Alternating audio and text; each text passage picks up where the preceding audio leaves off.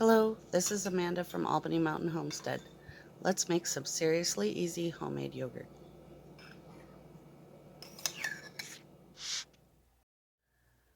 First thing we want to do is warm our milk to 180 degrees.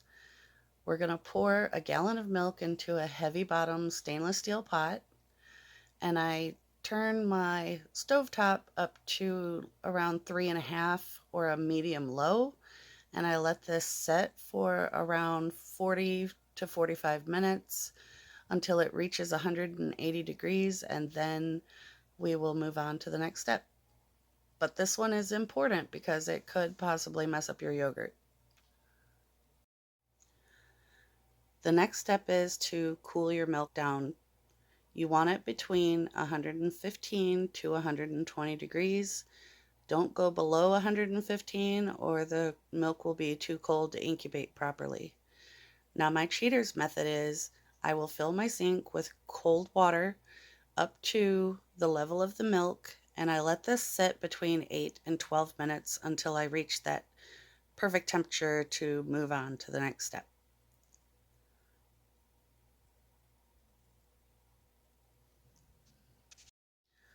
While the milk is cooling off, we're going to get the oven ready by putting a towel in the oven with a baking sheet and also turn the oven light on. This will help with the incubating. Now the next thing we want to do is start getting our jars ready.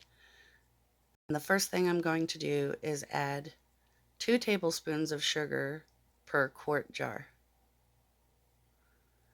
You can omit the sugar if you want a low to no sugar yogurt.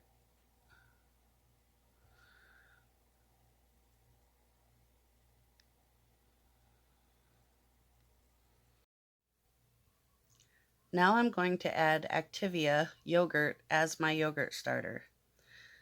This particular yogurt contains the live cultures needed in order to produce your end product being yogurt. And so for each container, I add around 2 tablespoons or half a container. That's what works for me.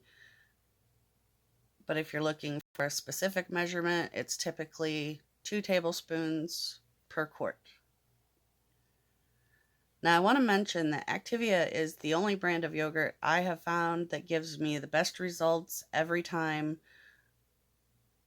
tried and true. I've been making my yogurt for 3 years now, and it always produces the smooth consistency of yogurt you've come to expect.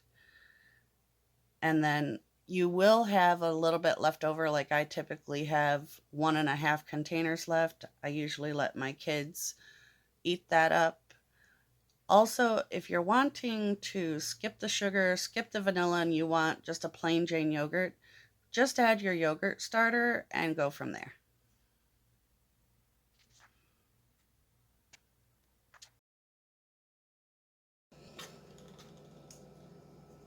Now I'm going to add a teaspoon of vanilla to each jar. Okay, so the next step is to strain the yogurt. The only reason I strain this is in case of any milk solids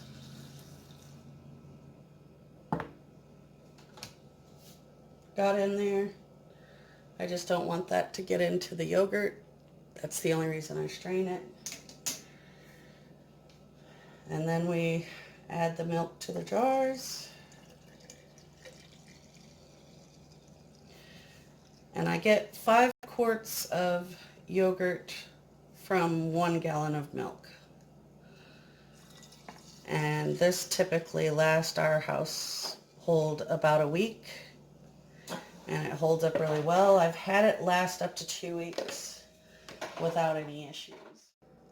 Here's another reason I strain the yogurt is because it does scald a little bit, but by warming your milk on a very low temperature, you can see it's not burned.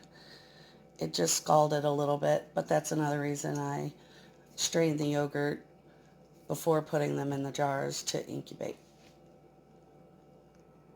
And I have honestly It doesn't matter whether you go and stir your milk in frequently or if you just let it set. This is going to happen no matter what. But I find that, if you warm it slow and low, you're going to end up with the best results.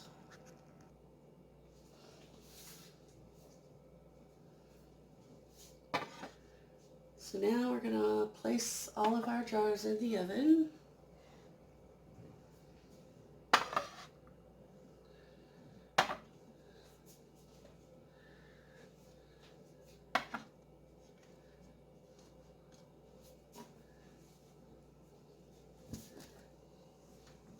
Cover them up with a heavy towel, and I've got a long beach towel, so I get a double layer.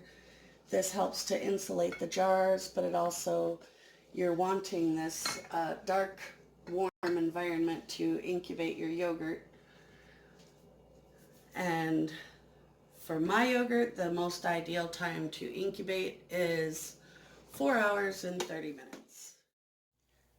This is what your yogurt looks like after 4.5 hours of incubation. The solid part is your yogurt, the liquid is the whey. At this point, you could strain the yogurt, just realize you're going to get less product.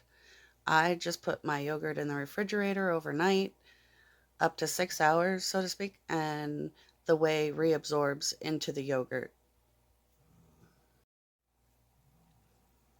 Now, in the name of full disclosure, this yogurt is the one that has been refrigerated overnight, and the other one is the one that I used for demonstration purposes.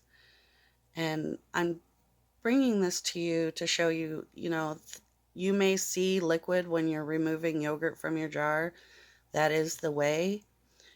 It doesn't affect the tastes. I just either pour it off or I'll just add it to my bowl and eat as normal.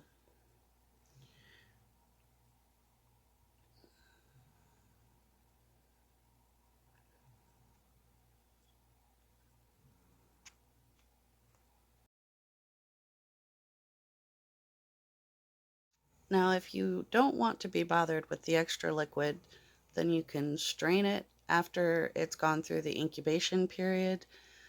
And then you, again, will have less product by around half in most cases. You can strain the yogurt with a flour sack, but I want the biggest bang for my buck, so I just leave the whey, and that yields 5 quarts of yogurt from 1 gallon of milk.